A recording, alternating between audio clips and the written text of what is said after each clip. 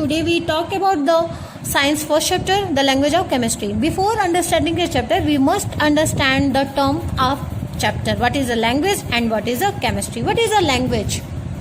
विचारों का आदान प्रदान करना ही लैंग्वेज कहलाता है. हम जो एक दूसरे से बातचीत करते हैं तो वो लैंग्वेज के थ्रू ही हम एक दूसरे से बातचीत करते हैं. ठीक है. केमिस्ट्री जो है साइंस का एक ब्रांच है, हमारे साइंस का एक ब्रांच है, और इस ब्रांच में हम मैटर के बारे में, मैटर के स्ट्रक्चर के बारे में और मैटर में होने वाले चेंजेस के बारे में हम देखते हैं. तो अब आपको समझ में आ गया होगा कुछ थोड़ा थोड़ा कि इस चैप्टर में हम क्या करने वाले हैं. इस चैप्टर में हम केमिस्ट्री की लैंग्वेज के बारे में पढ़ने वाले हैं. केमिस्ट्री जो हमारे एक साइंस का ब्रांच है जिसके अंदर हम मैटर के स्ट्रक्चर के बारे में, मैटर में होने वाले चेंजेस के बारे में स्टडी करते हैं. तो यहाँ पे हम केमिस्ट्री की लैंग्वेज के बारे में देखेंगे. ठीक है. केमिस्ट्री की लैंग्वेज क्या होती है. तो चलिए स्टूडेंट स्टार्ट करते हैं. You would need many words to describe a chemical change in ordinary language.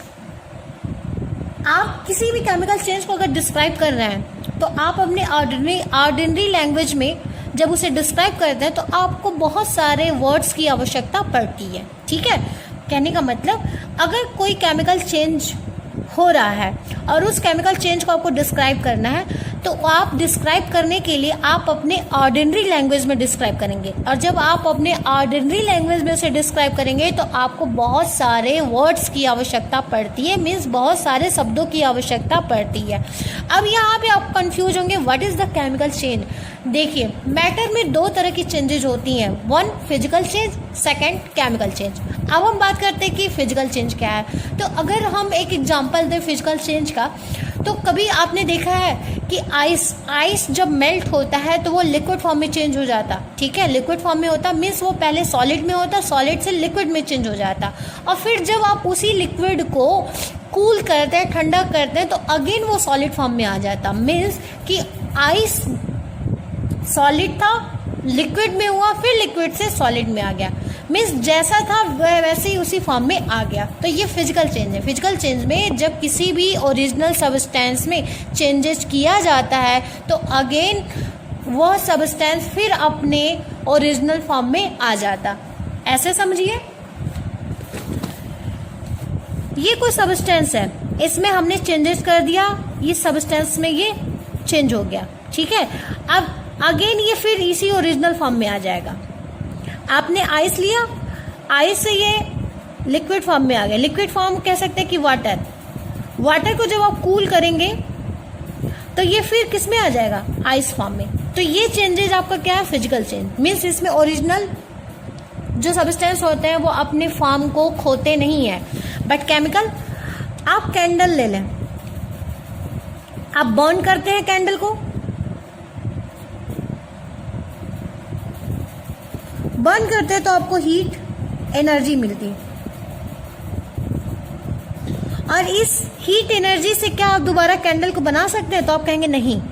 यहाँ आपने आइस को मेल्ट किया, वाटर के फॉर्म में आ गया, वाटर से आप अगेन आइस तो आपने पा लिया, लेकिन जब आपने कैंडल को बर्न किया और कैंडल बर्न करने के बाद आपको हीट एनर्जी मिल गई, तो क्या अगेन आप हीट एनर्जी से कैंडल बना सकते हैं. तो आप कहेंगे नहीं, हम नहीं बना सकते.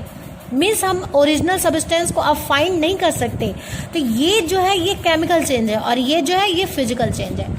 तो कहने का मतलब केमिस्ट्री में जो हम पढ़ते हैं वो केमिकल चेंज के बारे में हम पढ़ते हैं. तो हम किसी भी केमिकल चेंज को अगर डिस्क्राइब करते हैं, ठीक है, तो हमें बहुत सारे वर्ड्स की आवश्यकता पड़ती है. But you can do so with only few letter and number in the language of chemistry.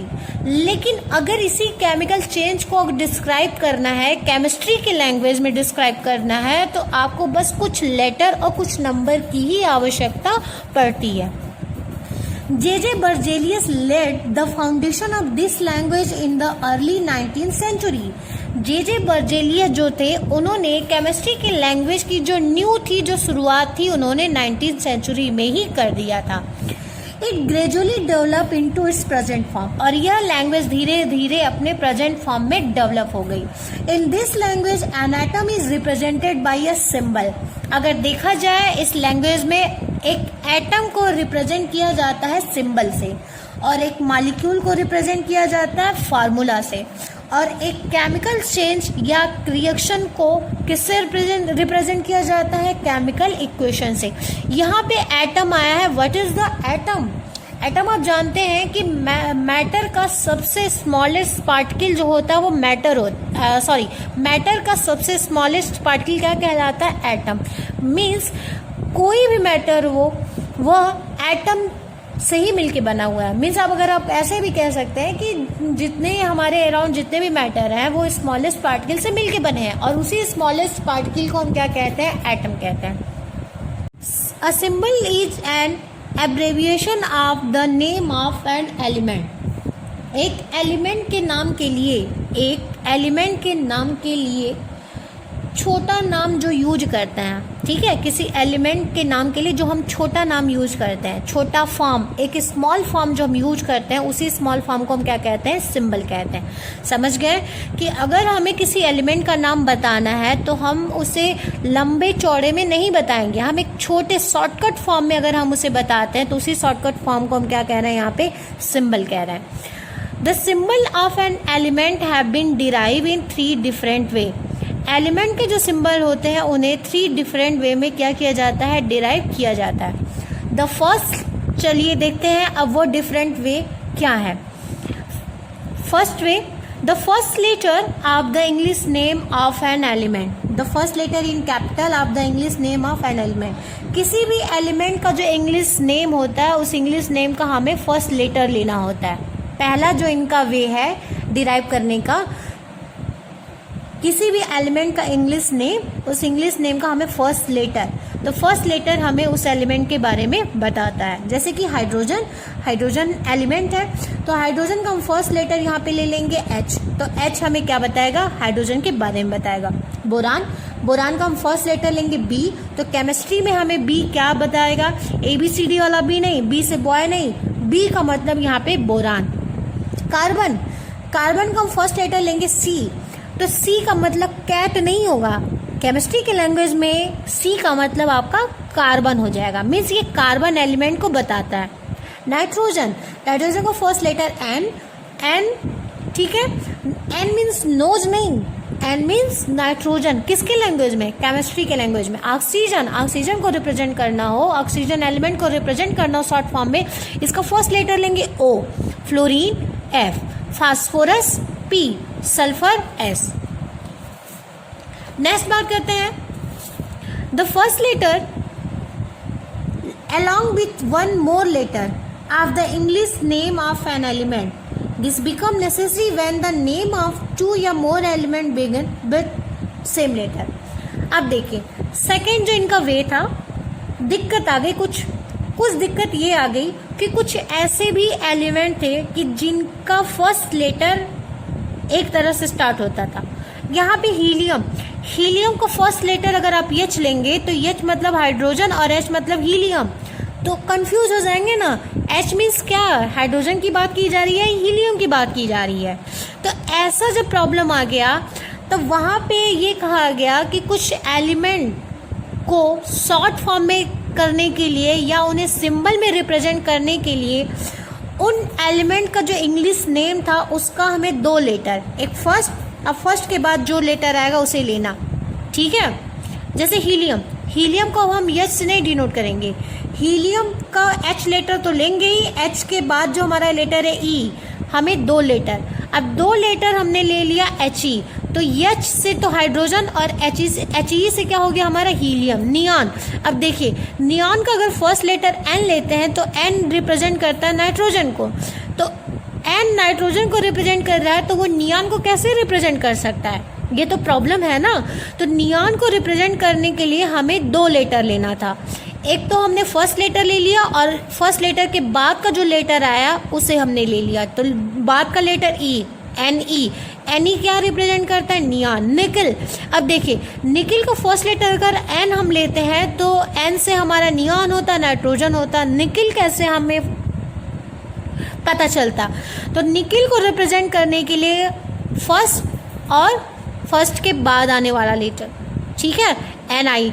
इसी तरह से magnesium Mg, manganese Mn, aluminium Al, तो ये जो एलिमेंट थे इनके दो दो लेटर ले लिए गए, और ये जो एलिमेंट थे इनके एक एक लेटर को लेकर के इन्हें रिप्रेजेंट किया गया केमिस्ट्री में।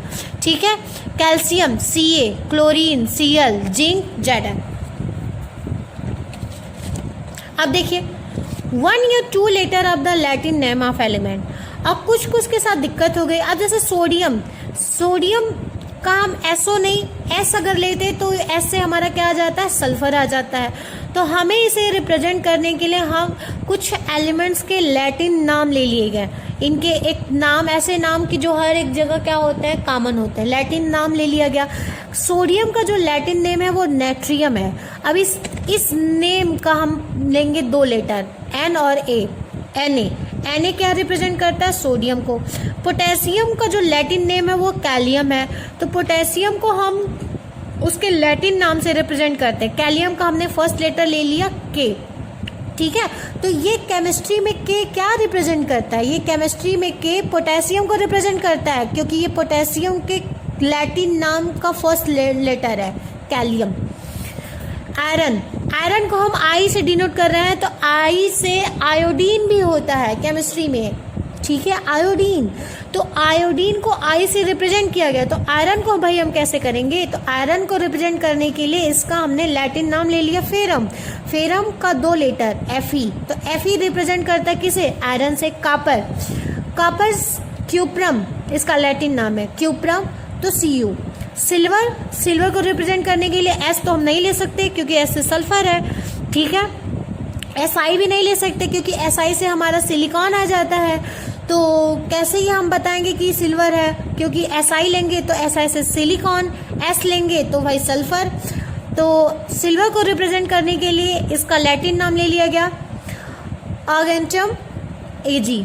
तो इस तरह से आप देखेंगे टीन, गोल्ड, लेड, मरकरी, इनके ये लैटिन नाम लिए गए और इन्हें रिप्रेजेंट किया जाता है। टीन को Sn से रिप्रेजेंट किया जाता है, गोल्ड को Au से, लेड को Pb से, मरकरी को किससे, Hg से। तो ये हो गया सिंबल जो डिराइव किए जाते हैं एलिमेंट के, वो 3 वे में डिराइव किए जाते हैं। फर्स्ट वे में देखेंगे कि कुछ एलिमेंट का फर्स्ट लेटर लिया जाता है। सेकेंड वे में देखेंगे जो एलिमेंट्स को सिंबल दिया जाता है तो 2 लेटर लिया जाता है, और कुछ एलिमेंट्स के लैटिन नेम से ही उन्हें रिप्रेजेंट किया जाता है। What does a symbol represent, symbol क्या रिप्रेजेंट करता है। The symbol of an element represent the following element in a particular. For example, you know that the symbol of sodium is Na and that chlorine is Cl.